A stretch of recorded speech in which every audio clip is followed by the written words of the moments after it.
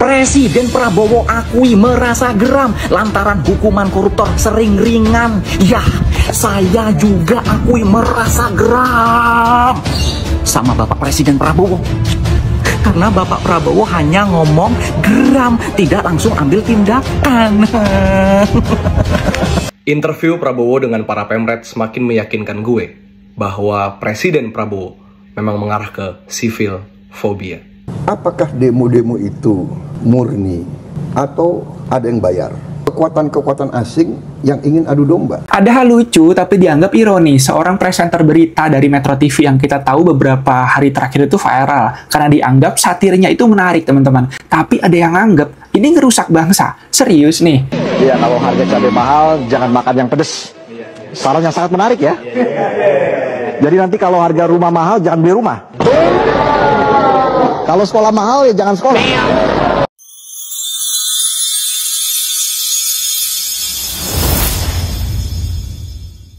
Presiden Prabowo akui merasa geram lantaran hukuman koruptor sering ringan. Ya, saya juga akui merasa geram sama Bapak Presiden Prabowo. Karena Bapak Prabowo hanya ngomong geram, tidak langsung ambil tindakan. Bapak Presiden ini adalah pemimpin tertinggi di negeri ini. Semua keputusan, semua kebijakan itu ada di tangan Bapak. Oke, bisalah berdalih kalau undang-undang itu yang membuat, ya, yang mengesahkan itu DPR. Iya, itu secara teori. Tapi secara kenyataan, secara realita, Presidenlah yang menentukan semua undang-undang di negeri ini. Kalau Presiden berkehendak, Presiden mau, tinggal perintah itu para ketua umum partai. Apalagi koalisi Indonesia Maju itu, paling besar. Ya. Kalau oposisi kecil kalah, kalau harus voting, ya. Apalagi Bapak ini ketua umum partai. Tinggal perintah lah itu. Ketum-ketum koalisi kalau nggak mau, jangan diajak masuk ke istana lagi. Ya. Interview Prabowo dengan para pemret semakin meyakinkan gue bahwa Presiden Prabowo memang mengarah ke civil phobia. Apakah demo-demo itu murni atau ada yang bayar? Kekuatan-kekuatan asing yang ingin adu domba. Mohon izin Pak Presiden, mohon izin biar santun sesuai keinginan Opung Luhut. Pak, kenapa Bapak senang banget menuduh kritik publik, gerakan publik itu dengan gerakannya asing? Bukannya Bapak sendiri yang ngundang asing ke dalam administrasi negara ini. Tony Blair, mantan Perdana Menteri Inggris, penjahat perang, Bapak undang ke Danantara. Thaksin Shinawatra, mantan PM Thailand, koruptor besar, bahkan kabur dari negaranya, Bapak undang ke Danantara. Bukannya Bapak yang undang asing ke sini. Asal demonya damai, tidak mau menyulut kerusuhan. Mohon izin Pak Presiden, jangan ngajarin rakyat soal aksi damai. Aksi Kamisan 18 tahun berdiri di depan istana, damai bahkan cenderung kelabu. Pernah nggak Bapak mampir, terutama pas menjabat? Karena setahu saya nama Bapak konsisten disebut sebagai salah satu terduga pelanggar HAM. Demo, kenapa? Bisa di London, di Amerika, di mana demo, nggak usah merusak. Mohon izin Pak Presiden, kalau Bapak nyuruh kita referensi demonya ke luar negeri, mereka lebih sadis Pak. Di Perancis, polisi dilempar sama bom kotoran manusia. Di Amerika, jembatan Golden Gate itu sampai ditutup, bacot berkilo-kilo. Di Serbia, ratusan ribu, puluhan ribu sampai nginep di jalanan sampai malam, sampai pagi.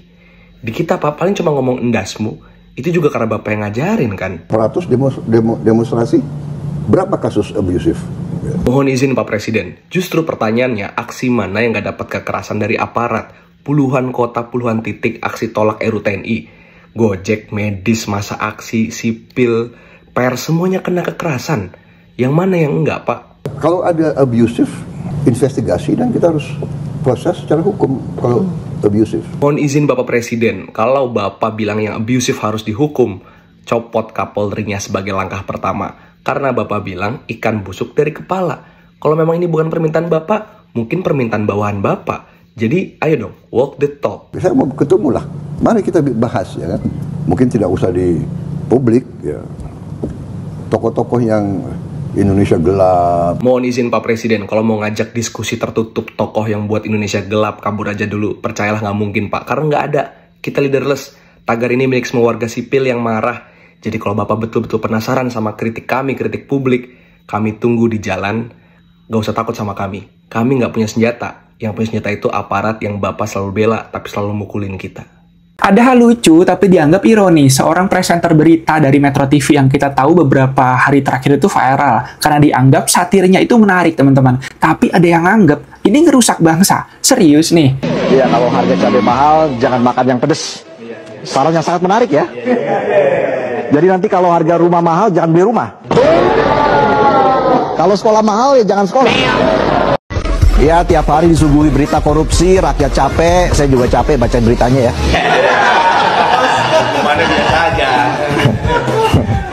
Bahkan ini kabar yang terbaru, Presiden akan membangun penjara khusus koruptor di pulau terpencil. Moga-moga sipirnya nyuruh napi dengerin lagu Baby Shark 5 jam ya. Seorang host dari Metro TV yang dimana harus jelas saya ucapkan, yang tadi saya lihat karena lewat di beranda saya ajak jajaran Periset Kebenaran Nasional, generasi muda yang mempunyai adik di rumah atau saudara, anak-anak remaja, dan saya punya anak remaja. Mereka itu nyebut diri mereka sebagai perisai kebenaran nasional. Kedengarannya kayak nama tim superhero dan keren. Tapi kok isinya malah kayak netizen yang gagal paham konteks. Mereka bilang gaya presenter ini tidak bermutu. Tapi yang nggak bermutu itu siapa sebenarnya? Presenter yang bikin berita jadi lebih relate sama anak muda? It's okay kok. Atau mereka yang alergi sama kreativitas karena takut ketawa bisa jadi dosa negara. Jelas kita hidup di zaman dimana berita bisa jadi konsumsi semua kalangan. Tapi yang mereka lupa, bukan semua orang tahan dengan gaya penyampaian yang kaku dan membosankan. Jelas kan rasa ini justru bikin berita jadi bisa diakses semua umur tanpa kehilangan isinya. Tapi yang dicari bukan substansi, malah niat ngegas, dan ini lucunya ganda pak. Kalau katanya candaan bisa menjatuhkan bangsa, mungkin bangsa ini butuh ditopang sama logika. Karena yang katanya bilang bijak justru nggak paham beda antara menyampaikan dengan gaya dan penyimpangan isi. Jadi siapa yang sebenarnya ngerusak? Kadang yang kita butuhin itu ya bukan serius terus, tapi cara baru buat dicerna. Yang rusak itu bukan candaannya, tapi sistem yang terlalu tipis telinganya buat nerima gaya yang berbeda.